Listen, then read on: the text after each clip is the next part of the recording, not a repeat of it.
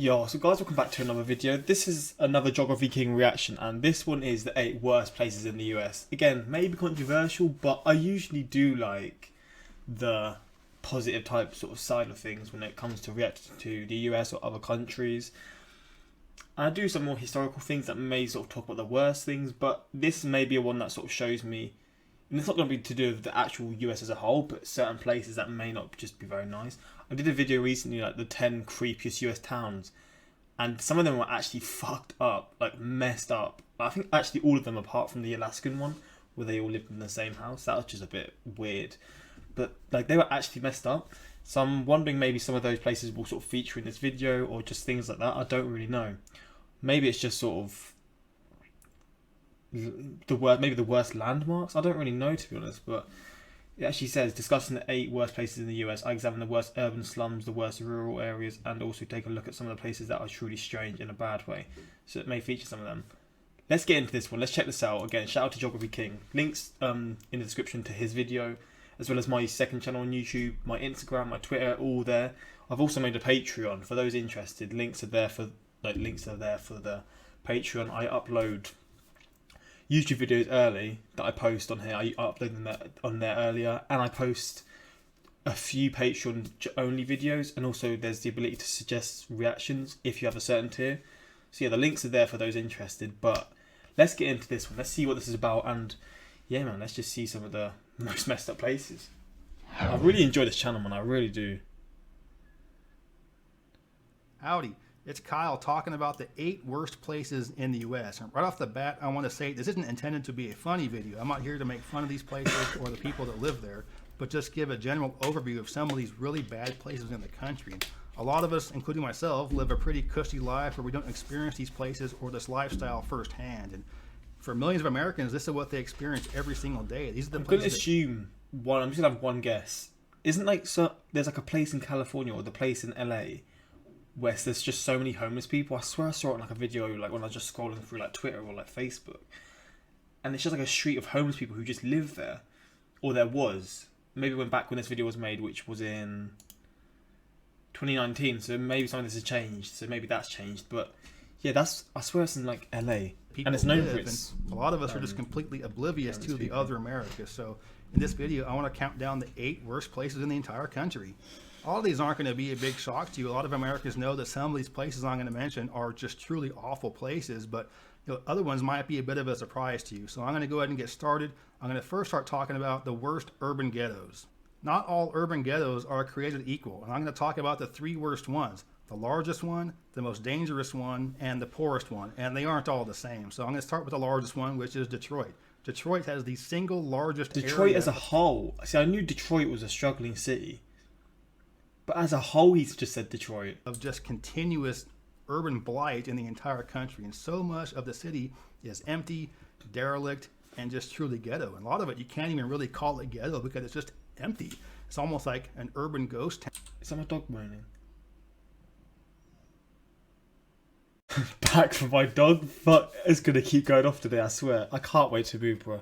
I've actually started moving my stuff. I don't know if I'm going to say this now. I've actually started moving my stuff, but I've got to wait for the internet because I'm going to be doing videos here, but then going back, coming back here, going back until I get my internet sorted there. But that's irrelevant. Just so you know, basically in a few days I'm not going to have dogs barking in the background and I can just chill. But yeah, let's get back into it. We're at Detroit, right? Town, and it's just really bad. It's improved a little bit through the years. I've been visiting Detroit for about 20 years, and there have been some minor improvements, but it's still really, really bad. And so many stretches of town are just, again, they're just empty and derelict. And they're starting to do things with some of the old factories and with some of these, old plants and things, but it's been a very slow process. And in 20 years, not that much has been done. So, but the past couple of years has seen a little bit of improvement, but still, Detroit is truly awful, and it is the largest urban ghetto in the country. The most dangerous urban ghetto is Detroit as a whole. That's crazy, Chicago, and the stats here are ridiculous. The south and west side of the city have just seen almost like war zone type activities going on, and the gang-related murders, the violence going on there is incredible. Something you would expect to find in, say, Brazil or places like that. This is truly, truly bad, and I haven't actually been through the worst parts of the ghetto in recent years when it's gotten really, really bad. I probably wouldn't either, but You know, it is mostly gang on gang violence. So if I were to drive through there, I probably wouldn't have any issues. But at the same time, I still wouldn't be doing it. It's crazy. I don't know how it's gotten so much worse through the years, but it is such a huge area of just violence. And it is the most dangerous ghetto in the country, even though I guess you could say per capita the crime isn't as bad as, say, maybe St. Louis or other cities. But Chicago is so much bigger than St. Louis that the ghetto is just so much larger, and the overall amount of violence is incredible. But the difference between Chicago and Detroit is that not all of Chicago is like that.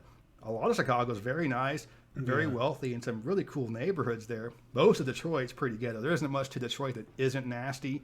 Most of Chicago is at least okay, but the parts of town that are ghetto are really bad and really violent, and it's the most violent inner city in the country.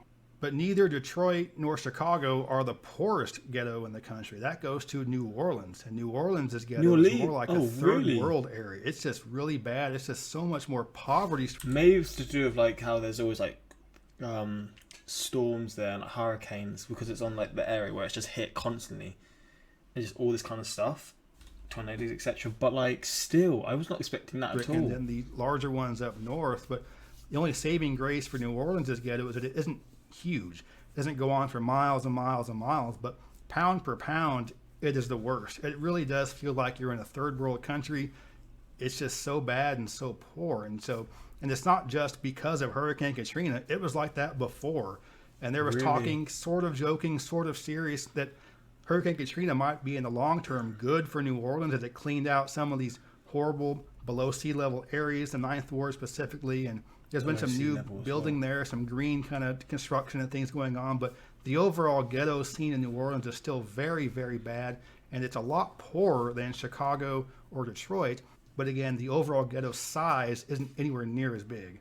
So those are the three worst urban ghettos in the country. Detroit's the largest, Chicago's the most dangerous, and New Orleans is the poorest. And these are often associated with high crime and poverty, but urban ghettos are not as destitute as some other parts of the country. So urban areas aren't the only horrible parts of the U.S.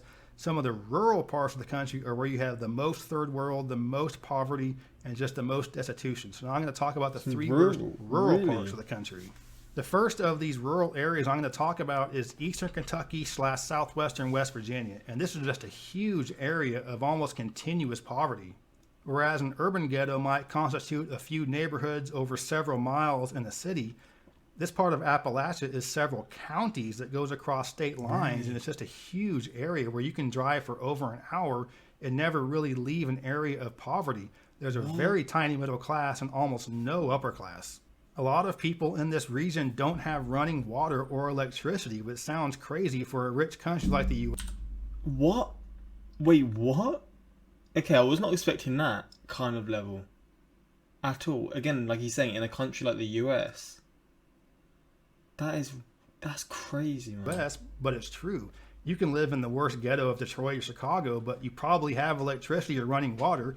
You might not be able to pay the bill for the electricity, but the infrastructure is there. A lot of these places in the rural Appalachia region, the infrastructure isn't even there in the first place. This area is so large that you might have to drive a half an hour just to get to a grocery store. And when you get there, it only has frozen, boxed, and canned stuff. You might have to drive more than an hour just to get to a decent hospital. This area is a huge food desert. It's a huge healthcare desert. Healthcare problems are really bad. Obesity is really bad. Dental hygiene is really bad. That's just depressing, man. What the hell? I was not expecting this kind of stuff at all. I know people live in terrible conditions in all like first world countries because society's messed up basically. Some people will like be poor and like they can't really get out of the situation, but like mate, that is next level. They've got like appliances that look like they're from like the 20th century, 19th century, maybe not 19th century, but like, some of the cabinets just look so damn old. I mean they obviously are, but I wonder like how old they are, like, because they're so dirty. They just look sort of like not modern, I guess you could say. A lot of the drinking water isn't even safe. It smells weird. It looks weird. And half the time I go to West Virginia, there's always some county there where there's a boil water advisory to not drink the water. That's an extremely common thing. So these areas are really, really bad. And almost, like I said, third world-ish because it's just extreme poverty for such a large region. And you also have a huge issue with drugs. You have a lot of people that are hooked on painkillers and crystal meth, and it's really sad.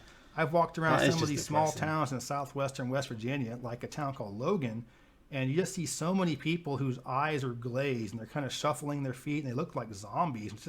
It's just so sad at how many people are just hooked into this cycle of poverty and drugs, and it doesn't really seem to be getting any better. In fact, it seems to be getting a little bit worse. The second awful rural area that takes up a large swath is the Mississippi River area of northwestern Mississippi and southeastern Arkansas.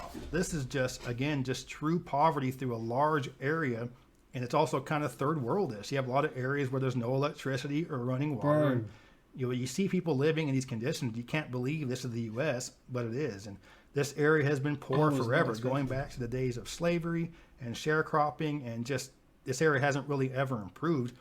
And this is where the blues music came from. I mean, you can see why it came from this area. So much of our music is because of how bad this area is. People had the blues, singing about it, and it just moved into rock and roll and all that kind of stuff. So I guess you can say there's one good thing about the poverty in this area, but it is still very destitute. It's very similar to the Appalachian area, but the geography is different. It's flat, really hot and humid as opposed to mountainous and stuff, but it is pretty much the same kind of thing, just a large area of just extreme poverty, and it never seems to get much better.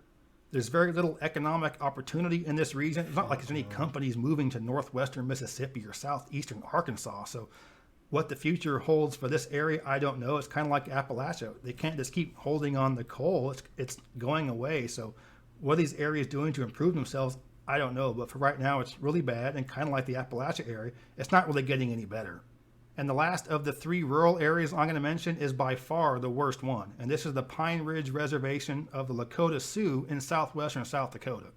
The level of poverty on the reservation is astonishing. It's almost unbelievable. I've driven through it a couple of times on my trips to Badlands National Park and some of the other areas in southwestern South Dakota, and you just can't believe you're in the U.S. when you see some of this stuff. You see people living in burned out buses, old RVs, houses made from pallets. I mean, half the time you can't tell if somebody actually lives there until you see an electric meter on the side of this burned out bus with the dials turning. So it's crazy that people live in these kind of conditions. And again, it's kind of embarrassing that this is the U.S. and these are the indigenous population and they're living in some of these horrible conditions. But as bad as a native population has been treated through the years, this is the absolute worst reservation in the country. The poverty is astonishing, and kind of like you have the painkiller problem in the Appalachian. This literally looks like a sort of town from the 18th century. Like, it's just so outdated that there's just no... Oh my god.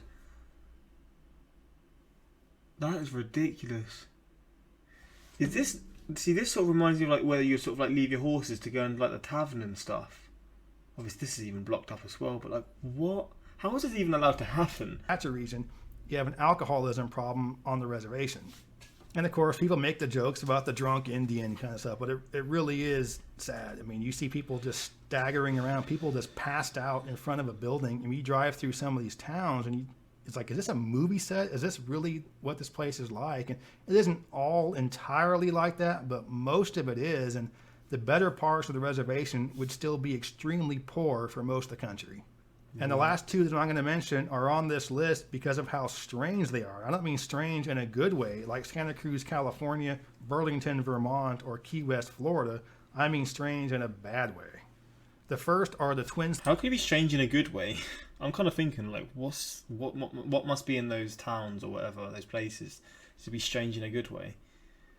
I mean, maybe there's some sort of interesting history. Cities of Hilldale, Utah, and Colorado City, Arizona. This is basically one town that straddles the state line, and this is the area that's well known for being the home of the fundamentalist wing of the Mormon Church. The best word I can think of to describe these two towns is creepy, and I've been there a few times. The first time was about 15 years ago or so, before the cult leader Warren Jeffs was arrested. The second time was not long after he was arrested, and the third time was just a couple years ago, several years after he was arrested. So I've gotten to see how much the town has changed and how much it hasn't changed. It's hard to say for sure, but I would estimate that about 75% of the population there are members of the FLDS church, and it's really easy to point them out because they all look the same, they all dress the same, and they all have the same hairstyle. And I'm not trying to be joking around here, but they're also kind of inbred.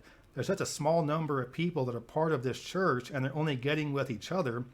The gene pool just isn't that large. So a lot of these people just kind of have the same facial features, and they all look the same. So it's just, again, really creepy. That is fucked But for the up. longest time, it wasn't just creepy, it was also scary because the city was officially a fundamentalist city. The mayor, the city council, and most frighteningly, the police were all part of this cult. And there were many stories of people that were not members of the church being harassed by the police, arrested for no reason, evicted from their homes. And the worst story I ever heard was one where the police rounded up all the dogs of the non-FLDS members and killed them en masse. And if you're a non-FLDS member living there, who are you going to complain to? The police, the mayor? Yeah. Obviously not. They're the problem. And the state of Utah has always said we don't condone these polygamy cults, but they've also always looked the other way because this, of course, was known to be going on for the longest time in these cities, but the state did absolutely nothing about it. And it wasn't until some young girls came out and said that Warren Jeffs raped them that the state finally had to do something. Actually, maybe I did hear about this in the video that I did in the past, the 10 creepiest towns. It does sound kind of familiar in certain aspects. This Warren guy, like in the stories of him raping those girls, it does sound kind of familiar from a previous video. About it. So he was arrested, tried, and convicted, and he's now currently in prison.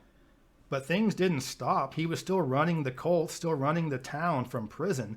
I think his brother was acting as the liaison for him, and things didn't change at all for several years, even after he was arrested. In the past few years, the police have been broken up. There's a new mayor, there are real elections. But the last time I was there, it still had that kind of creepy feel to it. So I'm sure it's gotten better, but it still didn't seem quite right. And a lot of the folks from the FLDS church have moved. They're starting to go to other places, trying to take over other towns. Fucking hell. But, I think things have probably certainly improved for the non-FLDS members of that town, but it is still really creepy there. And I know I said at the beginning that this isn't trying to be a funny video, but this last one is kind of funny just because of how ridiculous it is. And that's Bombay Beach, California. It is a beach, but it isn't along the ocean. It's along the Salton Sea in the southeastern corner of the state, out in the middle of the desert. It's below sea level. It's the lowest community in the U.S., and it's just truly, truly awful, but also really, really strange. The Salton Sea isn't supposed to exist. It's there because of a levee that broke and the water just kept running down and just formed this lake. So when it first happened, it was like, oh, great, there's this oasis in the desert. We're going to form these beach resort towns, and Bombay Beach was one of them. So at one point, it was kind of a place to go to the beach, hang out, get a burger, get a few beers. But it is nothing like that anymore. But as the resort aspect of it went away, the water was getting more and more polluted. People weren't going there anymore, so people were moving out of the town. So it kind of has a ghost town feel through a lot of it. There's empty shells of buildings. There's just random cars here and there. There's furniture. And if you played GTA 5, this town, this place reminds me of where Trevor's from. I don't know what town it's called again. Is it like Sandy Shores? Fuck it, I'm gonna look it up. It kind of reminds me of that. It's giving that kind of sort of feeling. Is it Sandy Shores? Is it? Maybe it's not. Maybe it is. I don't really know. I think it is actually because it's next to the lake. It actually really reminds me of it. Sandy Shores IRL. Is that actually what it's supposed to be like?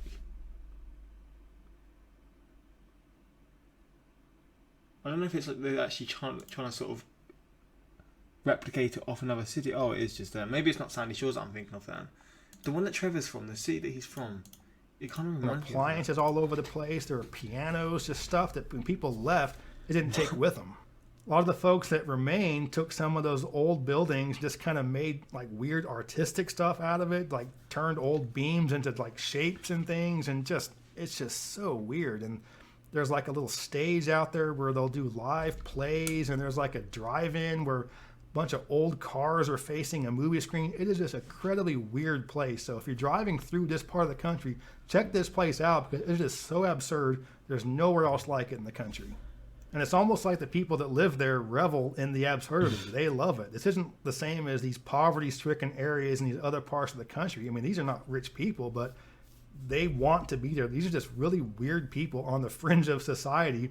And if you're on the fringe of society, there can't be many better places to go than Bombay Beach. But what about the beach itself? Is it nice? No, it is like the most awful beach you'll ever go to. It looks nice and white. You walk out there and it's not sand. It's all dead fish, scales, fish bones. It's horrible. The water is so polluted that it can't even sustain any life. So these fish just wash up, and you can imagine how that smells. And as awful as it smells, there is someone that's going to love it. Your dog. I was there with my dog and he was having a time of his life. His nose was up in the air. He was like, wow, these are the greatest smells ever. He loved it. But no matter how much your dog will love it, you will hate the smell. It is putrid.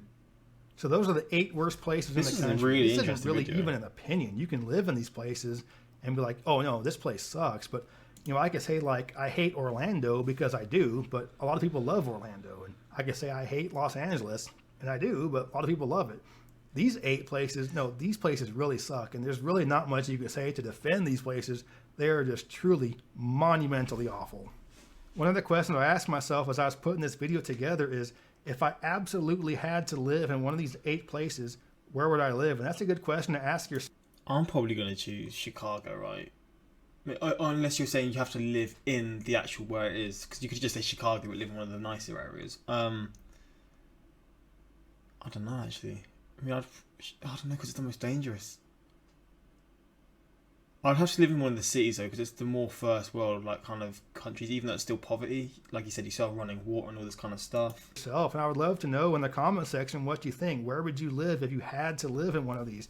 You have to have a strong tolerance for something. So which of these places would you be most likely to tolerate? I hope you found the information in this video. It was interesting, man. Again, shout out to Geography King. His videos are so good, man. Cleveland's motto is, at least we're not Detroit, wait, really. Big issue with places like Detroit and West Virginia is their whole economy was built on one industry. Once that industry declines, the whole area goes with... What was the economy? Was it cars? What's Detroit known for? I swear, like, someone mentioned... I remember someone mentioned it to me before, but I forget what the economy was. This video really made me realise how lucky I am to live where I do, honestly, man. I'm so glad you included the native reservations. That these really are something you have to see to believe. It's very sad. You could add Centralia, PA, but there's nobody left there. The poverty in that part of West Virginia looks awful. Don't get me wrong, but the landscapes is breathtaking. Always got to look at the nature, right? Put positives from a negative. Now I know why the kin folks said, "Jed, move away from there." Imagine watching this and having your home featured on it. Wait.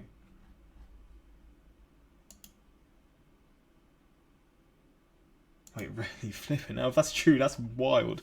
But yeah, hopefully you guys enjoyed this reaction. Geography King back with another banger. What are your thoughts on this video? And yeah, like I said at the start, I've made a Patreon. Links are there for those interested.